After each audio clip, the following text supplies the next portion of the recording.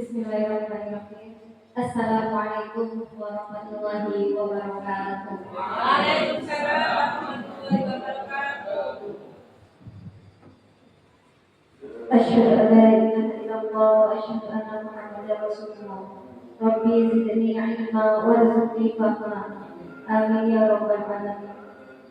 Yang terhormat Bapak Kepala Sekolah UPT SDN Pangurjo, yang kami hormati Bapak dan Ibu calon guru penggerak angkatan ke-10 Kota Pasuruan, serta Bapak Ibu guru UPT SDN Pangurjo yang kami banggakan. Pertama-tama, marilah kita panjatkan puji syukur kehadiran Allah Subhanahu wa Ta'ala, yang mana pada siang hari ini kita dapat menghadiri acara diseminasi budaya positif di SDN Pangurjo Kota Pasuruan dalam keadaan sehat walafiat. Salawat dan salam marilah kita haturkan kepada junjungan kita Nabi besar Muhammad Sallallahu Alaihi Wasallam, yang mana syafaatnya kelak kita nantikan di hari akhir, dan mudah-mudahan kita semua termasuk di dalam barisan yang berada di belakang beliau yang mendapatkan syafaat beliau. Amin Allahumma amin. Bapak Ibu yang saya hormati, saya selaku pembawa acara pada siang hari ini akan membacakan susunan acara yang akan kita lalui bersama. Acara yang pertama yaitu pembukaan. Acara kedua menyanyikan lagu Indonesia Raya. Acara yang ketiga sambutan. Acara yang keempat yaitu presentasi dari Bapak Ibu calon guru penggerak angkatan ke-10 Kota Pasuruan. Dan acara yang kelima ditutup dengan doa. Untuk acara yang pertama yaitu pembukaan, marilah acara pada siang hari ini kita buka dengan pembacaan suratul Fatihah, dengan harapan mudah-mudahan acara pada siang hari ini dapat berjalan dengan lancar. Al-Fatihah.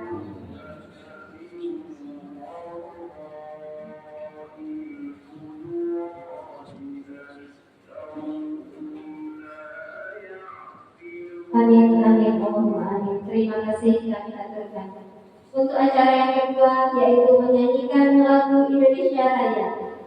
Bapak Ibu kami mohon untuk berdiri sejenak. Kita menyanyikan lagu Indonesia Raya dipimpin oleh Ibu Erniawati. Kepada beliau kami persilahkan.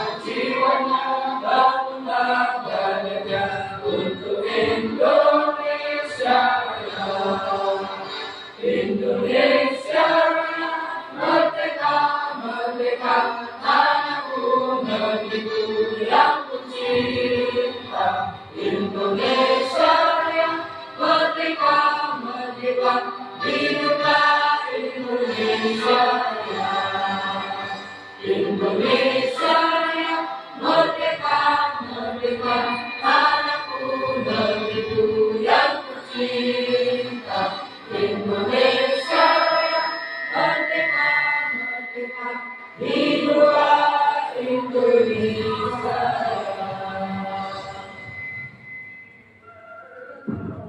Terima kasih, Bapak Ibu bisa duduk kembali.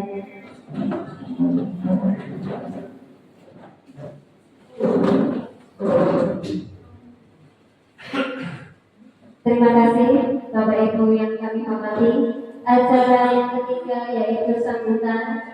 Dalam hal ini sambutan akan disampaikan oleh Bapak Kepala Sekolah UPT SDN Pangurajo. Kepada Bapak Kusmatianto SPP kami persilahkan.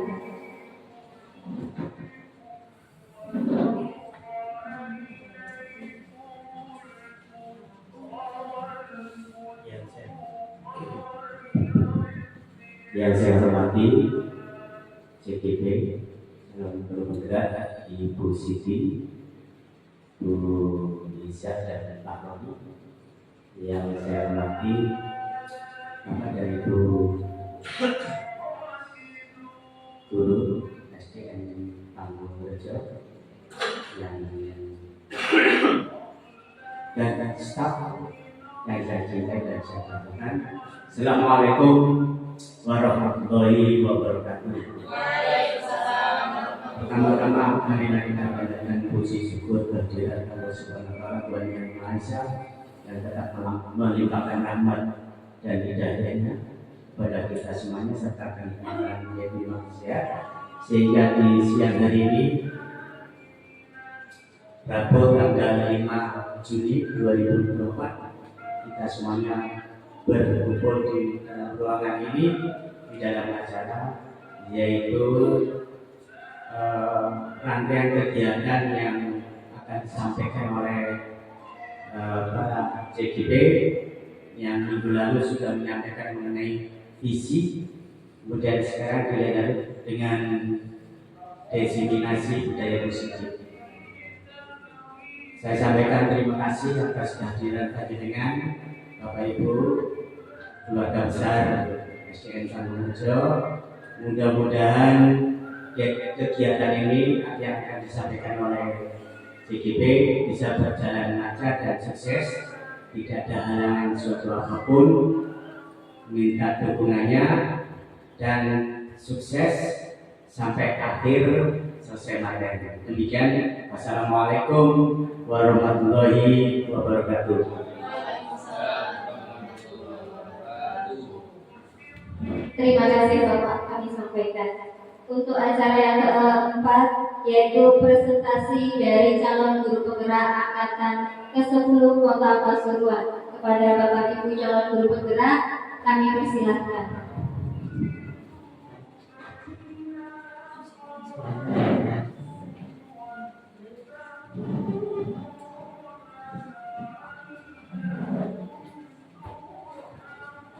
Bismillahirrahmanirrahim.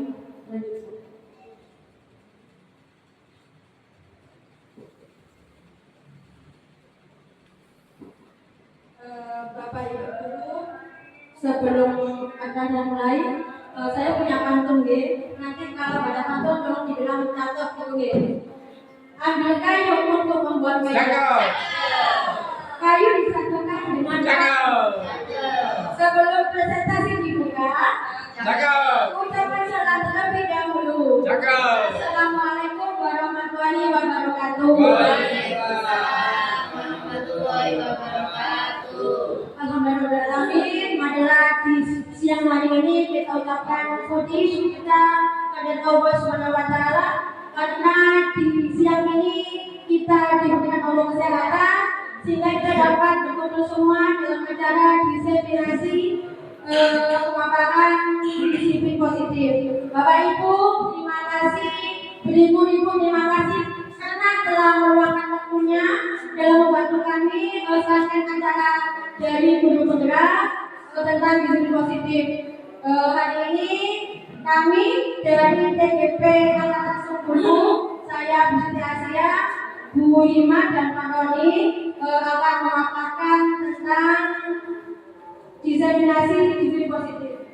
Bapak Ibu sekalian, di sini adalah latar belakang dari pemaparan kami, yaitu rekan-rekan guru belum memahami yang menyeluruh tentang penerapan konsep inti budaya positif sekolah, seperti paradigma belajar, disiplin positif, kebutuhan dasar manusia, motivasi perilaku manusia, posisi moral guru, keyakinan kelas, dan segitiga restitusi. Diharapkan dengan cara ini semua dapat memahami.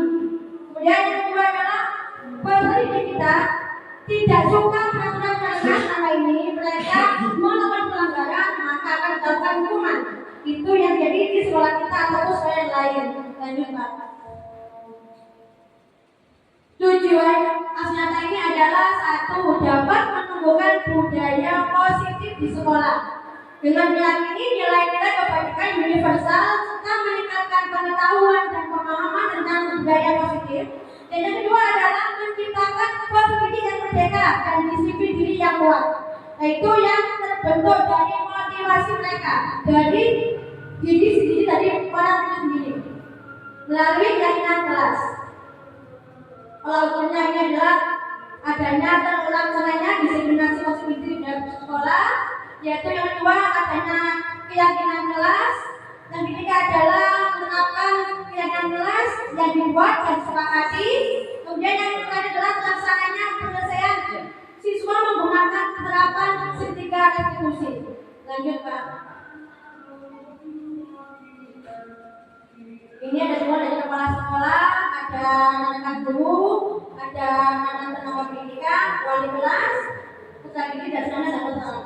Lanjut Pak.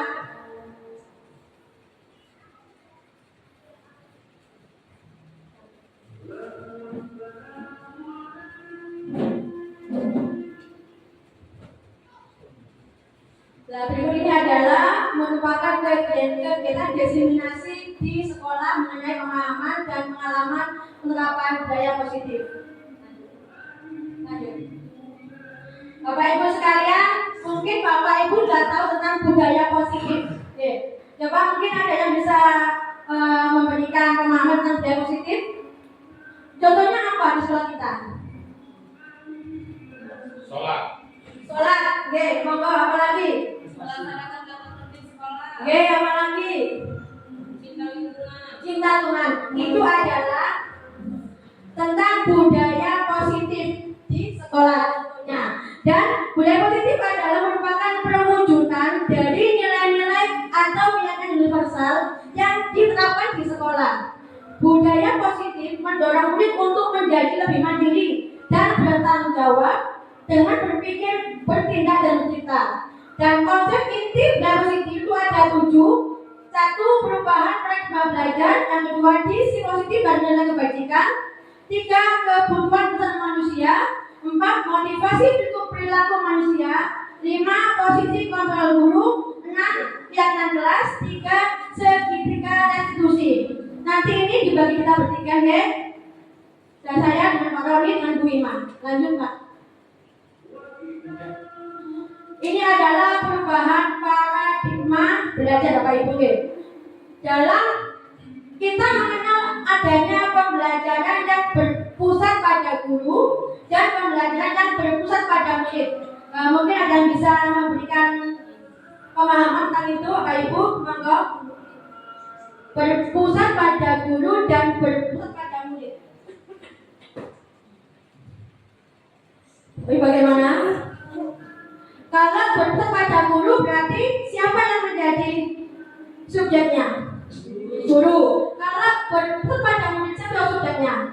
Murid. Nah, jadi untuk sekarang ini paradigma baru pembelajarannya berpusat pada murid. Nah, di mana setiap murid itu mempunyai kebutuhan yang berbeda. Seperti kata Ki Hajar Dewantara bahwa kita itu menuntun anak sesuai dengan kodrat alam dan kodrat zaman. Maksudnya, kodrat alam bagaimana? Anak itu masing-masing mempunyai keunikan, masing-masing mempunyai minat sendiri, bahkan yang berbeda. Jadi kita sebagai guru harus bisa menuntun bagaimana kita mengarahkan anak sampai pada tujuannya. Yang kedua adalah kodrat zaman. Di zaman ini tuh serba teknologi, banyak pengetahuan baru. Kita sebagai guru harus bisa menuntun anak sesuai dengan kodrat zaman, mengikuti zaman, tapi dengan syarat harus bisa sesuai dengan nilai-nilai luhur budaya kita. Yang kedua adalah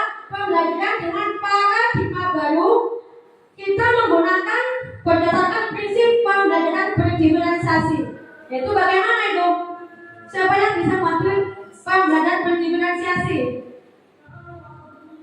Bapak Ibu, monggo. Pembelajaran yang berpusat pada murid. Oke, terus lagi monggo. Pembelajaran berdiferensiasi, pembelajaran tunjuk Pak. Yang berbeda-beda. Oke, yang berbeda-beda sesuai dengan kebutuhan siswa. Jadi dalam berdiferensiasi itu ada beberapa strategi yang bisa kita gunakan. Yang pertama, kita bisa menggunakan diferensiasi konten. Yang kedua, kita bisa menggunakan diferensiasi proses. Yang ketiga, kita bisa menggunakan diferensiasi produk. Kenapa? Anak-anak itu masing-masing mempunyai gaya belajar yang berbeda. Ada anak yang bisa melalui visual, melihat. Ada anak yang bisa melalui mendengar. Ada teori. Ada bisa anak melalui kinestetik dan itu. Jadi, bagaimana kita sebagai guru bisa memberikan pembelajaran yang sesuai dengan gaya belajar anak, bakat anak, minat anak. Itulah melalui pembelajaran berdiferensiasi.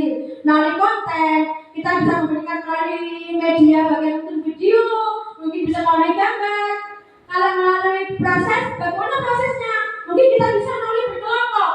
Bagaimana kelompok anak cara mengaturnya? Mungkin dari kelompok 1, 2, 3, dari yang jenisnya yang tinggi, cukup, sedang, dan juga atau produk. Dalam produk, anak-anak bisa mengambil produknya dengan berbagai macam. Bisa anak itu langsung menulis, bisa langsung dia itu bercerita di depan. Jadi kalau itu sudah dengan anak, nanti insya Allah itu akan bermakna bagi anak. Lanjut Pak. Tahap pengembangannya, lanjut Pak.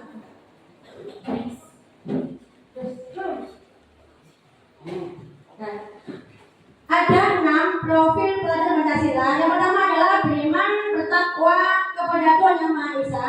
Ini adalah sudah terwujud di sekolah kami tentang adanya salat berjamaah, tentang adanya pembacaan murojaah itu ya, dan surat pendek. Dan yang kedua adalah berkebinekaan global, di mana siswa bisa mempertahankan budaya luhur, lokalitas dan identitasnya, dan berpikiran terbuka dengan budaya lain, serta menumbuhkan rasa saling menghargai, tetapi tidak bertentangan dengan budaya luhur bangsa. Yang ini adalah gotong royong, bahwa tidak hanya gotong royong tentang membersihkan kelas, tiket, tetapi bagaimana siswa bisa saling bekerjasama, saling kolaborasi antara siswa yang satu dengan siswa yang lain. Yang kedua adalah mandiri. Mandiri, bagaimana mandiri itu? Siswa bisa bertanggung jawab atas proses dan hasil belajar sendiri. Yang kelima adalah bernalar kritis, yaitu bagaimana siswa bisa mampu secara objektif memproses informasi baik secara kualitatif maupun kuantitatif. Kita dapat menganalisis informasi, mengevaluasi, dan menyimpulkannya. Yang enam adalah kreatif. Kreatif itu bagaimana siswa dapat menciptakan hal-hal baru. Seperti contoh kegiatan kelima, anak-anak bisa membuat kerajinan tangan secara mandiri dan kreatif, bermanfaat dan berdampak. Nah, ini adalah tentang teori kontrol yang perlu diluruskan untuk kita semua. Lanjut.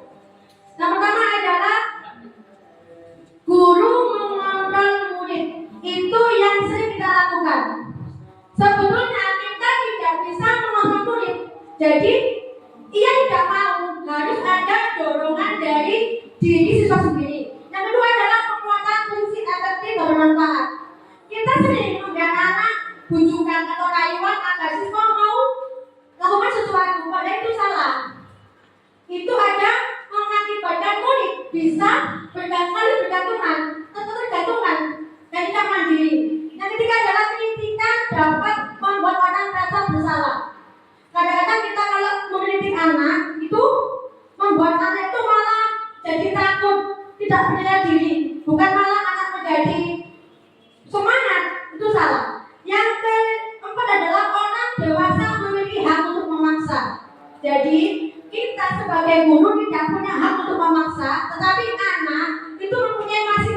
pilihan dan kita harus menghormati pilihan anak dan itu adalah hak anak yang harus kita hormati. Lanjut Pak. Nah ini adalah mengubah paradigma. Dulu kita membahas tentang stimulus respon. Kalau sekarang ada namanya teori kontrol. Jadi dulu itu kita mencoba mengubah orang agar sama dengan kita. Padahal itu tidak benar. Yang benar adalah kita harus bisa memahami pandangan orang lain tentang dunia, bukan malah kita mengubah. Yang kedua adalah perilaku buruk itu dinilai dari suatu kesalahan. Tidak semua kesalahan itu buruk, tapi kita harus mencari dulu. Nanti ada namanya segitiga restitusi yang dibahas pada materi selanjutnya. Jadi karena semua orang punya tujuan, kita tidak tahu orang bersalah itu ada tujuannya. Dan itu kita harus mengetahui bagaimana kita mencari tahu terus menemukan solusi terbaik. Yang ketiga adalah orang lain bisa mengontrol saya. Tidak bisa. Orang lain mengontrol, yang bisa mengontrol itu hanya diri kita sendiri. Yang keempat adalah pemaksaan ada pada saat kunjungan gagal. Tapi yang benar adalah kolaborasi dan konsensus. Maksudnya apa? Kolaborasi dan kita membuat kesepakatan bersama-sama untuk menciptakan pilihan baru. Yang nomor 5 adalah model berpikir menang kalah. Tidak, bukan begitu namanya persaingan. Yang kita butuhkan adalah model berpikir menang. Lanjut.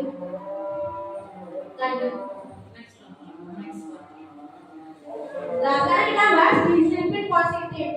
Kita kalau bahas disiplin itu mesti adanya rasa tidak nyaman. Kalau disiplin itu ibaratnya ada hukuman. Nah, jadi untuk disiplin ini kita cenderung menghubungkan kata dengan ketidaknyamanan. Yang benar adalah disiplin itu bagaimana siswa dapat mengontrol perilakunya sendiri, bertanggung jawab atas tindakannya sendiri. Jadi kita berusaha bagaimana siswa itu dapat mengontrolnya sendiri, itu menggunakan kesadaran sendiri dari motivasi intrinsik siswa, bukan dari orang lain. Jadi kita sebagai pendidik, tujuan kita adalah menuntun murid untuk memiliki disiplin diri, sehingga mereka bisa berlaku pada nilai-nilai universal dan memiliki motivasi intrinsik dan bukan ekstrinsik. Jadi dari siswa, bukan dari luar yang mempengaruhi siswa. Lanjut. Ini adalah nilai-nilai kebajikan universal. Bapak Ibu mungkin ada yang bisa membantu saya apa contoh dari nilai-nilai kebajikan itu?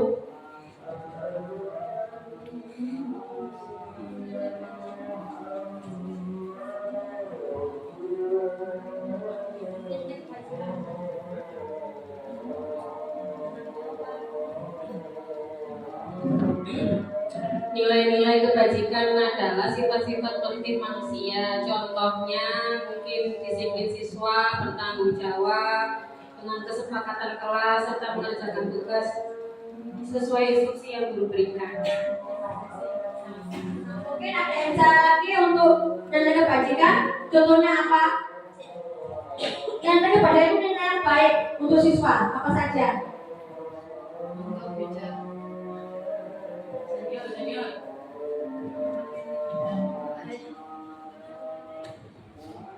Nilai-nilai kebaikan di dalam kelas seperti piket kelas, kemudian menyiram tanaman di depan halaman, kemudian membantu teman yang kesulitan selama dalam pembelajaran.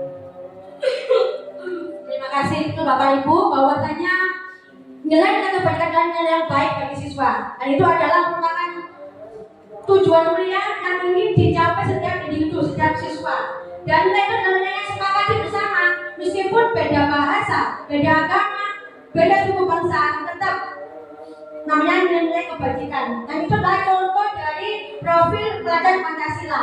Yang tadi diterima yaitu beriman, bertakwa, beragama yang Maha Esa, mandiri, penelan kritis, berkepentingan global, bertoleransi dan kreatif. Bapak Ibu, demikian yang saya sampaikan. Mohon maaf bila ada salah kata dan perilaku. Nanti untuk materi yang kedua adalah kebutuhan dasar manusia dan motivasi Perilaku manusia akan disampaikan oleh Pak Roni. Kepada silakan. Wassalamualaikum warahmatullahi wabarakatuh.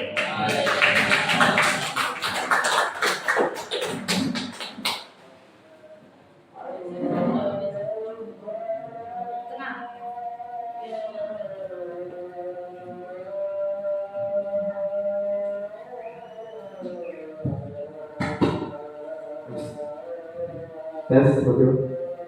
Terima kasih. Saya mulai dulu. Assalamualaikum warahmatullahi wabarakatuh. Waalaikumsalam warahmatullahi wabarakatuh.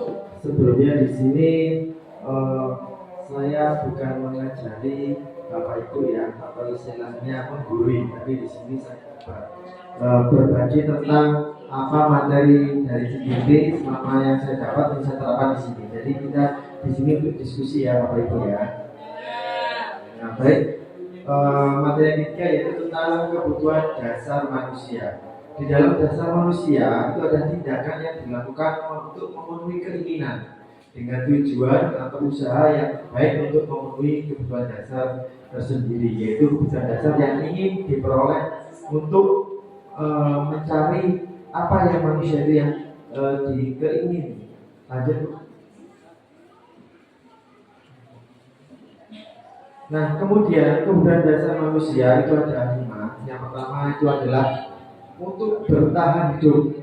Bertahan hidup yaitu yang paling sering yaitu ya makanan, pakaian, tempat tinggal, keamanan dan kesehatan. Itu adalah dasar manusia yang untuk bertahan hidup. Nah, yang kedua adalah kasih sayang dan rasa diterima. Ya, ini adalah diterima dalam bentuk kepedulian ya, berbagi atau kerjasama.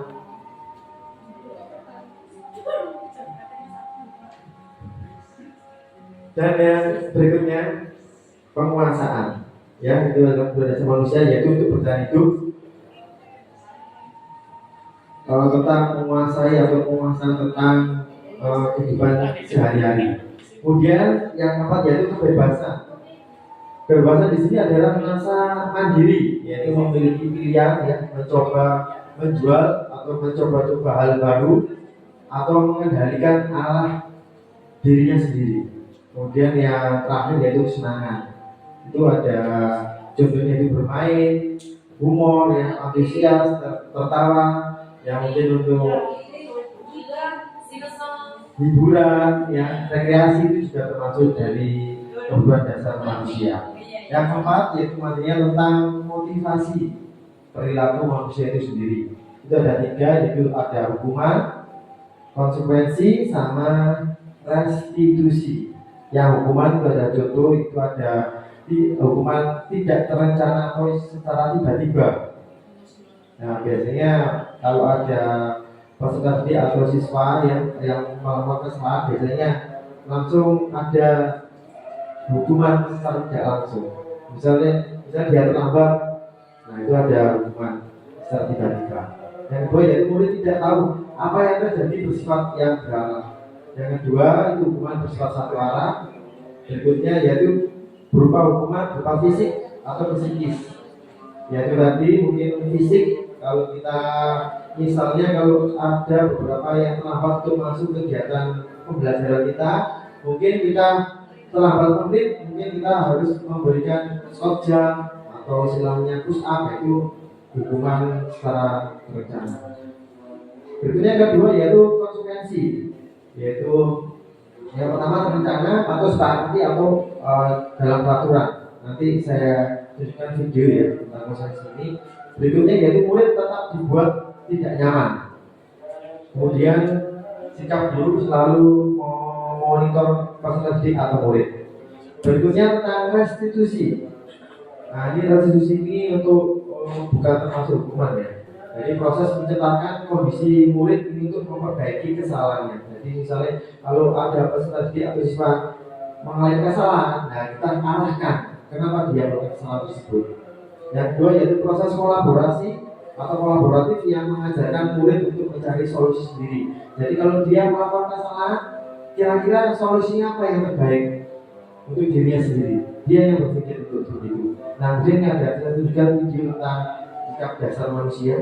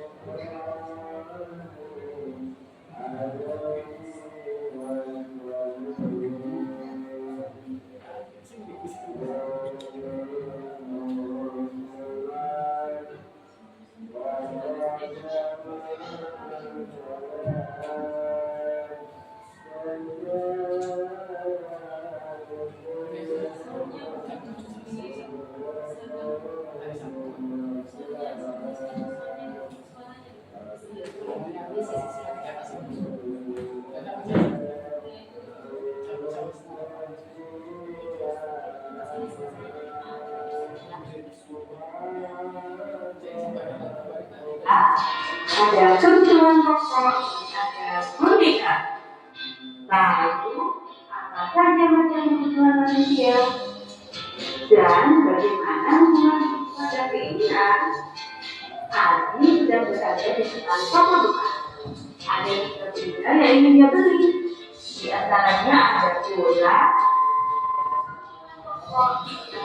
merdeka. Menurut kalian, mana budaya yang paling penting dalam kehidupan sehari-hari? Manusia sebagai makhluk hidup memerlukan berbagai kebutuhan untuk menunjang hidupnya. Misalnya, kebutuhan pangan, kandang, papan, dan kebutuhan lainnya. Menurut kalian, apa yang dimaksud dengan kebutuhan? Apa yang sedang dilakukan Agus dan Tommy? Ya, itu berdasar kaki sama Tony. Tidak makan sama minum. Makan dan minum merupakan tidak manusia sebagai makhluk hidup. Namun, apakah manusia hanya memerlukan makan dan minum? Apa saja jenis kebutuhan yang dibutuhkan oleh manusia? Yuk kita belajar bersama. Menurut kalian, apa yang dimaksud kebutuhan? Kebutuhan merupakan segala sesuatu yang dibutuhkan manusia untuk mencapai tujuan hidup. Tujuan tersebut dapat berupa jasmani atau rohani. Berdasarkan kepentingan atau intensitas penggunaannya, kebutuhan dibagi menjadi 3 jenis. Yang pertama, kebutuhan primer. Yang kedua, kebutuhan sekunder. Dan yang ketiga, kebutuhan tersier. Kebutuhan primer. Kebutuhan primer disebut juga dengan kebutuhan pokok. Kebutuhan primer merupakan kebutuhan paling mendasar dan harus dipenuhi oleh manusia. Contoh kebutuhan primer antara lain pangan, kandang, dan papan. Yang kedua, kebutuhan sekunder. Kebutuhan sekunder merupakan kebutuhan yang muncul setelah kebutuhan primer terpenuhi. Kebutuhan sekunder berfungsi sebagai penunjang hidup dan apa saja. Contoh dari kebutuhan sekunder dapat berupa barang-barang elektronik, alat-alat transportasi, atau yang bersifat hiburan. Yang ketiga, kebutuhan tersier. Kebutuhan ini disebut juga dengan kebutuhan mewah. Kebutuhan tersier merupakan kebutuhan yang berkaitan dengan kemampuan seseorang atau gaji seseorang. Kebutuhan ini akan muncul jika kebutuhan primer dan sekunder telah terpenuhi. Contoh dari kebutuhan tersier antara lain hiasan, hobi mewah, mahal, jalan-jalan ke luar negeri, dan sebagainya. Setiap manusia memiliki kebutuhan yang berbeda-beda. Misalnya, laptop akan menjadi kebutuhan primer untuk seorang penulis. Namun, bagi orang lain, laptop merupakan kebutuhan sekunder atau kebutuhan tersier. Dengan demikian, kebutuhan setiap manusia tidak dapat disamakan. Cukup sekian pembelajaran hari ini. Kita akan ketemu lagi di pembelajaran selanjutnya. Terima kasih. Itu ya, Bapak Ibu, yaitu kebutuhan manusia dasar yang sangat penting bagi kehidupan sehari-hari. Kemudian materi berikutnya bisa disampaikan. Terima kasih. Assalamualaikum warahmatullahi wabarakatuh. Waalaikumsalam warahmatullahi wabarakatuh.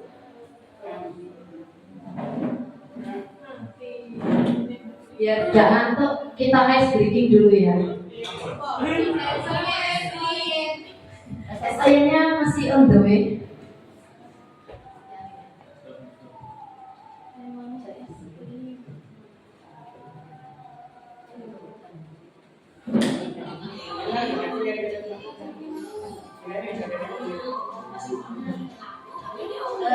Bapak Ibu Guru bisa berdiri sebentar. Biar tidak duduk saja ya. Oh, senang selesai Pak. Oke, sampai nanti. Oh, siap. Bersenang selesai katanya Bapak. Yang atas. Kita berolahraga sambil berice breaking. Ayo, lebih keras lagi Pak Roni. Diputar-putar bertemu.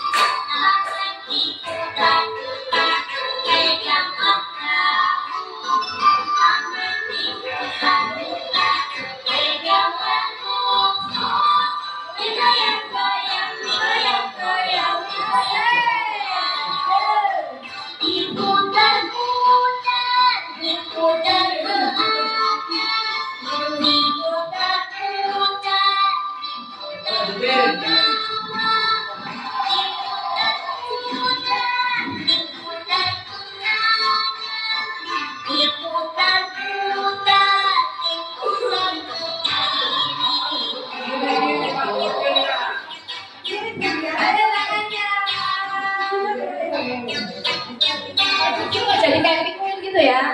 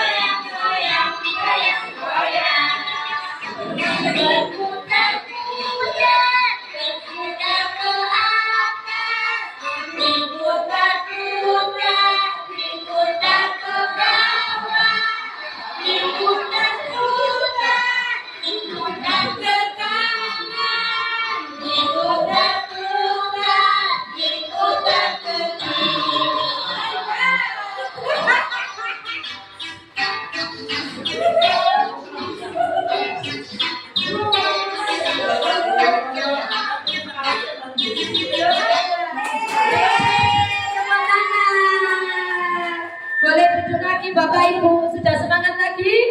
Sudah.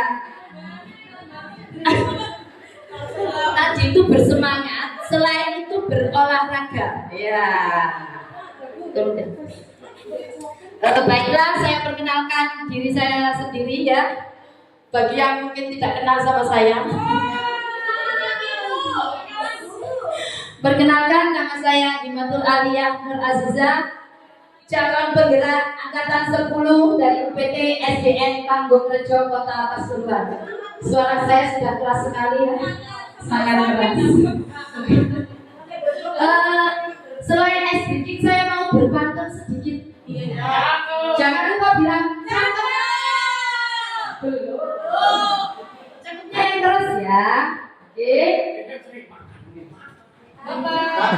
Si Maya ke toko roti, beli kismis juga terasi. Di siang yang sangat panas ini, yuk simak si manis mau presentasi.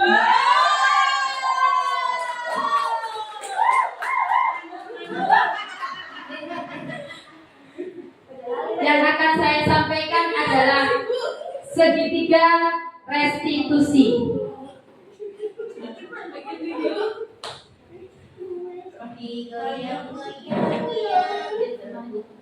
Ya. Yang pertama yaitu 5 posisi kontrol guru.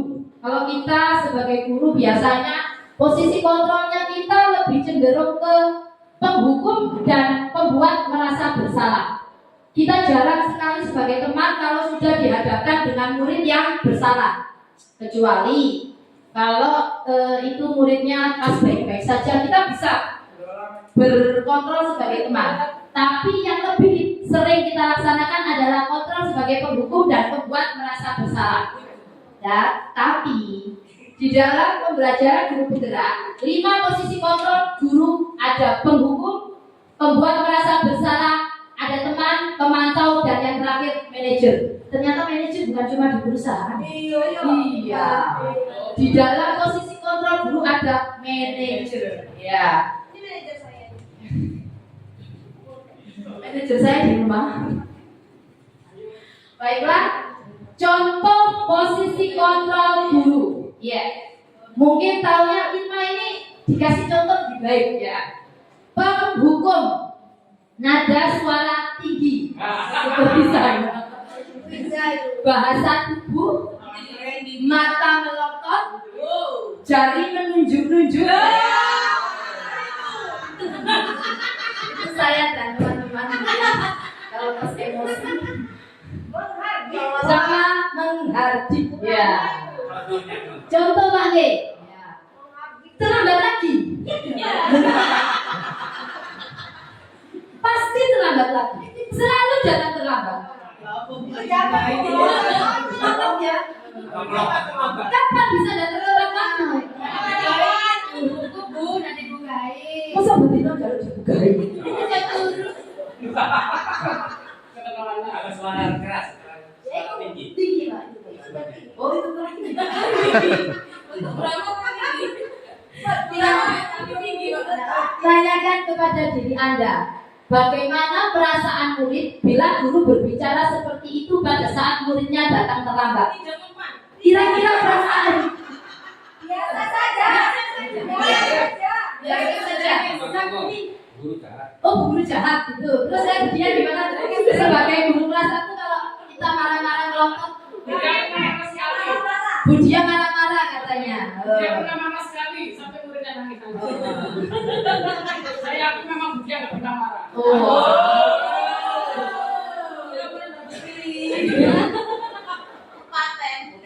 Hasilnya adalah kemungkinan murid marah dan mendendam atau bersifat agresif. Awas sama itu.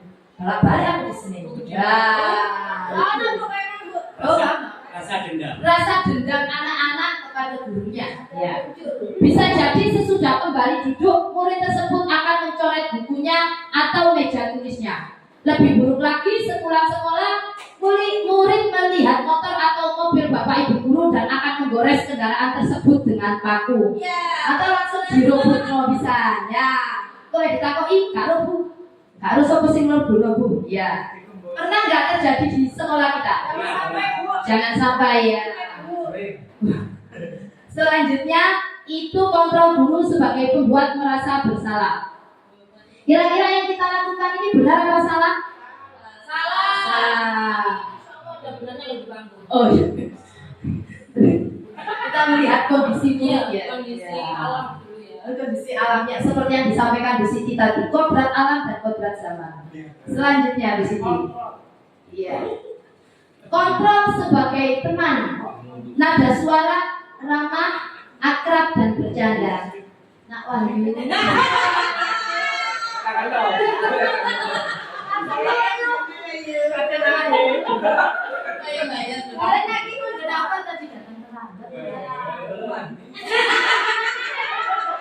Tadi jawabannya ya. Mata dan seni jenaka, matanya tidak melotot ya, melihatnya beda ya.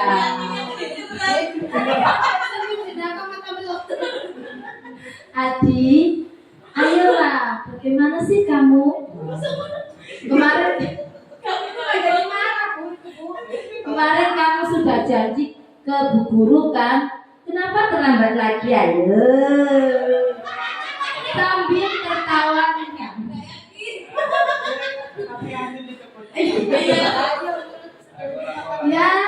Ya, sudah tidak apa-apa. Tapi di sini sambil menghela nafas. Duduk dulu saja. Nanti Pak Guru bantu. Kamu ini sambil senyum-senyum tapi di sini begini ya, memberontak sekali ya. Bagaimana perasaan murid dengan sikap guru seperti itu? Nah, kita sudah praktekkan ya. Tapi lebih banyak yang tadi ya. Iya, masuk. Hasilnya murid akan merasa senang dengan dan akrab dengan guru. Lah, katanya Bu Dia tadi akhirnya gak wedi Bu. Ini termasuk dampak yang positif. Hanya sisi negatifnya, murid menjadi tergantung pada guru tersebut. Pak belum aku belum silang sampai Pak Hadito. Lah, saya berbeda diberlakukan kurangan. Selanjutnya yaitu kontrol guru sebagai pemantau. Nada suara datar, bahasa tubuh formal. Bagus. Pemantau. Pak Agus Terpandi. Suara datar. Sudah tahu jam berapa dimulai? Kamu terlambat 15 menit. Kamu sudah mengerti konsekuensinya? Iya, iya. Ya, benar. Nanti saat istirahat kamu harus tinggal di kelas untuk menyelesaikan tugas. Saya tunggu. Oke katanya. Bagaimana perasaan murid diperlakukan seperti ini? Iya, tegang ya, seperti menghadapi interview. Ya. Murid memahami konsekuensi yang harus dijalankan karena telah melanggar salah satu peraturan sekolah. Guru tidak menunjukkan suatu emosi yang berlebihan, menjadi marah atau membuat merasa bersalah. Murid tetap dibuat tidak nyaman, yaitu dengan harus tinggal kelas pada waktu jam istirahat dan mengerjakan tugas. Jujur Bapak Ibu Guru, ini sering kita lakukan. Iya, betul. Ayo kamu, gak selesai, selesai istirahat. Istirahat untuk langsung. Baru ngambil masuk. Lah, ini. Tetap ada yang belum ya Bu. Posisi yang terakhir yaitu manajer. Nada suara tulus, bahasa tubuh tidak takut dan mendekat ke murid. Seperti saya. Tepuk tangan dulu. Contohnya Pak Khalid tadi.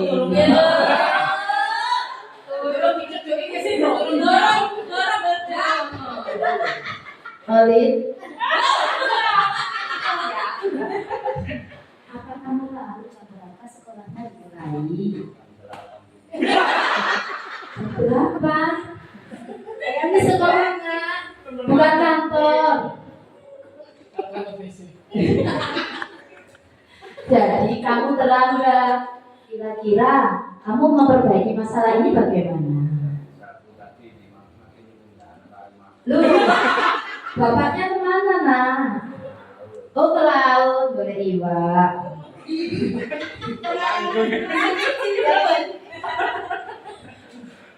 Baik. Kira-kira Khalid kan sudah ketinggalan tugas, yang dilakukan gimana? Siap apa? Oh siap mengerjakan. Baik, itu bisa dilakukan. Apakah besok bisa hadir tepat waktu, Khalid?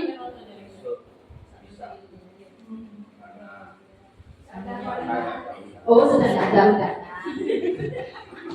Baik ya, saya hargai usahamu untuk memperbaiki diri. Ya, kira-kira, terima kasih ya Khalid ya. Kira-kira kalau murid diperlakukan seperti ini senang apa betul? Senang, ya. Tapi iya. Setiap hari harus ngutang paramek ya. Benar di sini menahan emosi sabar. Mari Tapi di dalam pembelajaran guru penggerak yang kita laksanakan, posisi kontrol yang harus kita laksanakan adalah sebagai manajer. Di antara 5 kontrol tadi, posisi manajerlah yang paling sesuai dengan segitiga restitusi yang ada di dalam guru penggerak.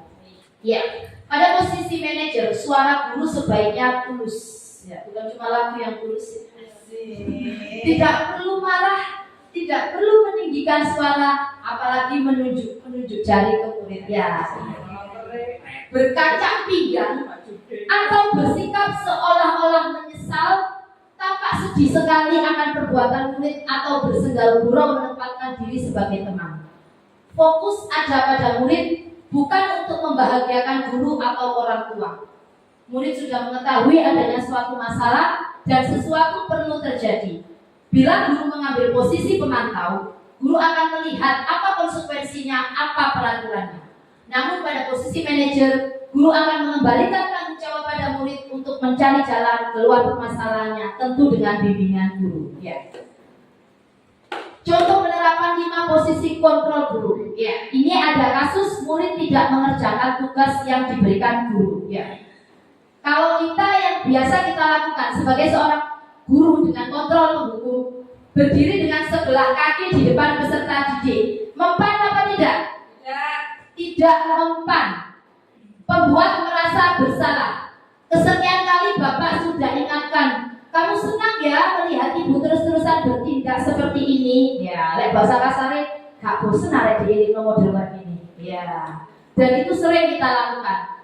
Sebagai teman, ayo dong kamu kerjakan tugasnya. Nanti kalau sudah selesai kita main games. Ya, lah akhirnya jadi kodam game disik, main disik bu, garapin kok. Sebagai seorang pemantau, kamu sudah melakukan kesalahan dan sudah mengetahui konsekuensinya sekarang. Tapi jika kita sudah sebagai seorang manajer, kita akan bertanya kepada murid, apa kamu tahu kesalahan kamu? Keyakinan sekolah apa yang sudah kamu langgar? Dan apa yang akan kamu lakukan untuk menyelesaikannya? Kita kembalikan lagi ke murid biar mereka berpikir sendiri. Kita bimbing mereka sampai mereka mengetahui solusi dari permasalahan mereka. Posisi kontrol, kontrol apakah aku? Ya, saya kecewa sekali dengan kamu. Ku ingin marah, melampiaskan. Apakah sebagai pembuat merasa bersalah? Kira-kira Bu Guru di sini rata-rata mengambil posisi kontrolnya sebagai yang mana? Penghukum. Bisa dari apa tidak kita ngambil posisi kontrolnya sebagai penghukum dan pembuat merasa bersalah. Oh, kalau Pak Judin manajer. Oke. Bagus Pak Judin, tepuk tangan. Posisi kontrol apakah aku? Kamu tidak pernah benar melakukannya. Sekarang keliling lapangan 3 kali. Wah. Penghukum ya. Itu sebagai penghukum. Pelajaran Pancasila nyambi sama olahraga. Jadi Sabtu nggak usah olahraga, sudah soalnya.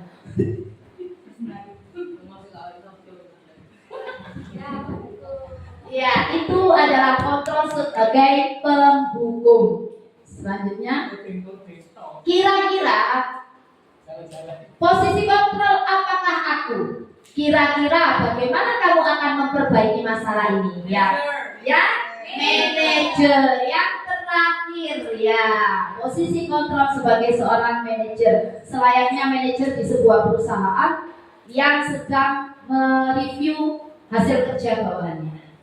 Kita kembalikan lagi belajar bersikap dewasa. Posisi kontrol apakah aku? Ayolah lakukan demi bapak dan ibu. Kira-kira ini posisi kontrol sebagai apa? Sebagai apa? Sebagai teman. Demi aku. Ya, ada kata-katanya demi aku.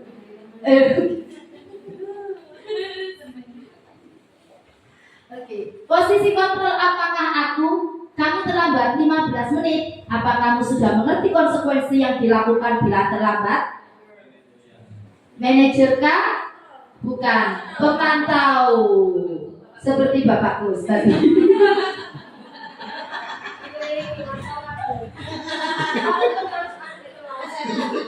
Berapa ini jadi pemantau? Ya. Dipantau saja. Dalam segitiga restitusi, kita ada 3 tahapan. Yang pertama yaitu validasi tindak. Yang pertama yaitu menstabilkan identitas. Yang kedua, validasi tindakan yang salah. Dan yang ketiga adalah menanyakan keyakinan kelas. Keyakinan kelas adalah kesepakatan antara guru dan murid untuk meningkatkan kedisiplinan, dibuat dalam bentuk pertanyaan positif, universal, dan abstrak. Disarankan tidak terlalu banyak agar mudah diingat dan dipahami dengan partisipasi semua warga sekolah. Di setiap kelas pasti kita punya yang namanya keyakinan kelas atau kesepakatan kelas. Keyakinan kelas, setiap anggota kelas perlu merasa aman, belajar, senang melakukan tugas, saling menghargai, berkomitmen terhadap setiap tugas, selalu berpikir positif, senantiasa menjadi diri terbaik, percaya dan menghormati orang lain serta barang miliknya, senantiasa membantu. Hormat, kami meyakini pentingnya menghormati semua orang dan kepemilikan orang lain. Bekerja, kami meyakini bahwa sangat penting untuk mengerjakan segala pekerjaan atau mengikuti kegiatan yang telah ditugaskan. Keyakinan kelas, setiap kelas pasti berbeda, tergantung dari guru dan siswanya masing-masing. Seperti yang sudah saya sampaikan tadi, segitiga restitusi, kita akan melihat contoh kasus pelanggaran segitiga restitusi.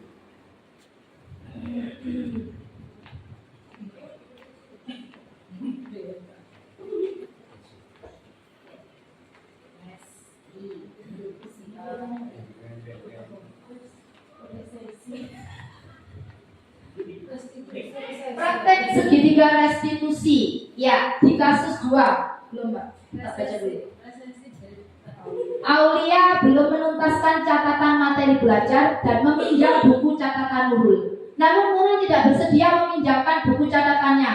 Aulia kesal dan merusak buku catatan Nurul. Ya. Ini yang salah siapa? Kira-kira kita lihat dulu cuplikannya. Aulia. Ini Bapak Wahyu. Saya kesal sekali dengan ulah Nurul tadi, Pak. Dia tidak bersedia meminjamkan buku catatannya. Padahal saya hanya ingin menjalani tugas. Setiap orang tentunya kesal jika tidak diajukan. Lalu apa tindakan kamu tadi, Aulia? Tadi saya robek buku catatannya, tapi cuma sampulnya aja kok, Pak. Kesel banget saya. Wajar jika kita emosi. Lalu apa Aulia puas dengan tindakan itu? Tentu tidak, Pak. Saya akui saya salah sudah merobek bukunya. Lantas seperti apa sikap yang Aulia yakini? Harusnya saya lebih sabar dan menghargai milik orang lain. Jadi, apa rencana Aulia untuk memperbaiki keadaan ini? Saya akan meminta maaf kepada Nurul, Pak. Dan saya juga bersedia untuk mengganti sampul bukunya yang saya rusak tadi. Gimana, Pak? Setuju. Bagaimana perasaan jika sudah melakukan tindakan yang kamu yakini itu, Aulia? Tentunya, saya akan menjadi pribadi yang lebih tenang dan sabar, Pak. Baiklah, Aulia. Mari kita pikirkan penyelesaian masalah ini. Jika perlu, kita panggil Nurul. Bagaimana? Siap, Pak. Terima kasih, Pak. Ya, di dalam kasus tersebut, posisi kontrol apakah yang dilaksanakan oleh Bapak Guru tadi? Sebagai apa? Sebagai manajer, ya. Dia sudah menjalankan tahapan segitiga restitusi, yaitu menstabilkan identitas, validasi tindakan yang salah, dan menanyakan keyakinan kelas.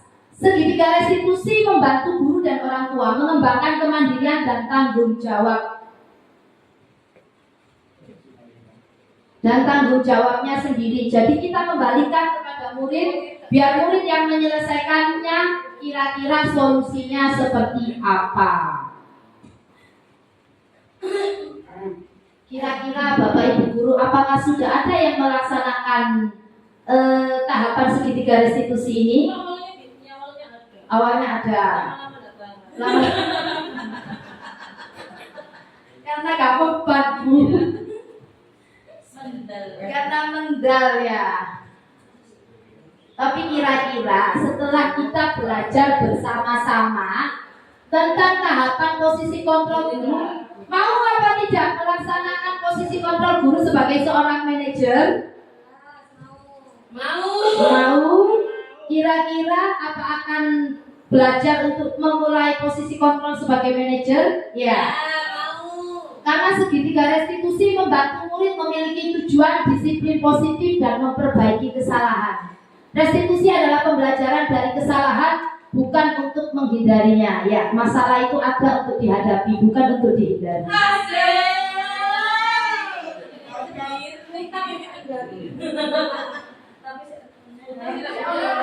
Lanjut ya. Ya. Menstabilkan identitas. Kita bisa ngomong lebih dari hati ke hati ya. Setiap orang pasti pernah melakukan kesalahan. Kamu bukan satu-satunya yang pernah melakukan hal ini. Itu contoh kata-katanya. Yang kedua yaitu validasi tindakan yang salah. Kamu tentu punya alasan mengapa melakukan hal itu. Dan apakah ada cara yang lebih efektif untuk mendapatkan apa yang kamu butuhkan? Yang tahapan yang terakhir yaitu menanyakan keyakinan. Nilai apa yang telah kamu sepakati? Kamu ingin menjadi orang seperti apa? Di tahapan yang terakhir, menstabilkan identitas melakukan kesalahan adalah hal yang manusiawi. Bukan cuma muridnya, gurunya juga sering melakukan kesalahan. Tidak ada manusia yang sempurna. Bapak atau ibu juga pernah melakukan kesalahan seperti itu. Anda tidak mencari siapa yang salah, tetapi mencari solusi dari permasalahan. Dan yang terakhir, kamu berhak merasa begitu. Validasi tindakan yang salah. Tentu kamu memiliki alasan untuk melakukannya. Andai kamu bisa melakukan yang lebih buruk, kamu patut bangga pada dirimu sendiri karena kamu telah melindungi sesuatu yang penting buatmu. Menanyakan keyakinan. Apa keyakinan kelas kita? Nilai apa yang kita telah sepakati? Bagaimana kamu membayangkan kelas ideal dan kamu mau jadi orang yang seperti apa? Ya, terima kasih Bapak Ibu Guru. Kita sama-sama belajar ya. Bahkan di dunia pendidikan pun yang katanya kita ini guru, tapi kita juga belajar mengendalikan emosi. Karena guru sejatinya itu bukan cuma mentransfer ilmu, tapi membimbing dan mendidik anak-anak sesuai dengan katanya di sini tadi apa? Kodrat alam dan kodrat zamannya. Ya, ajar didik anak-anak sesuai dengan kodratnya yang sekarang ya. Dan pembelajaran yang baik adalah pembelajaran yang berhamba pada murid, pembelajaran yang bermakna, dan pembelajaran yang mengatakan murid-murid kita menjadi insan hebat yang bermartabat. Saya Ibu Himatul Aliyah Azizah, Ibu Siti Asia, dan Bapak Roni Nurinda Eka Soleh Firgiarta mengucapkan terima kasih yang sebanyak-banyaknya. Bapak, saya juga mengucapkan terima kasih atas waktu yang sudah diberikan. Teman-teman, atas waktu yang sudah diberikan, saya mengucapkan banyak terima kasih. Semoga kita bisa sama-sama belajar untuk menjadi guru yang hebat, guru yang jauh lebih baik, dan kita bisa menyongsong Indonesia Emas di tahun 2045. Ya, salam guru penggerak. Guru bergerak, Indonesia maju. Tergerak, bergerak, menggerakkan. Mari kita bersama-sama. Terima kasih Bapak Ibu Guru hebat. Saya kembalikan lagi kepada Ibu MC. Iya, saya kembali ke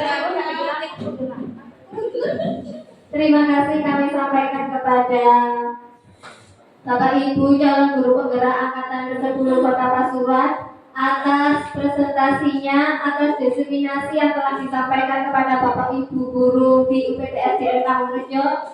Terima kasih karena kita guru-guru SDN Kampungrejo mendapatkan sekali lagi tambahan ilmu. Ya, mudah-mudahan kedepannya kita bisa menjadi guru yang lebih baik, yang lebih hebat, yang menjadikan murid sebagai subjek belajar, bukan gurunya yang menjadi subjek ya. Terima kasih Bapak Ibu. Untuk acara yang terakhir yaitu penutup doa, saya selaku pembawa acara mengucapkan mohon maaf yang sebesar-besarnya apabila dalam tutur kata, atau tingkah laku yang tidak berkenan. Saya akhiri, wassalamualaikum warahmatullahi wabarakatuh. Waalaikumsalam warahmatullahi wabarakatuh. Untuk pembacaan doa kami sampaikan kepada Ustaz Wabul, kepada beliau kami persilahkan.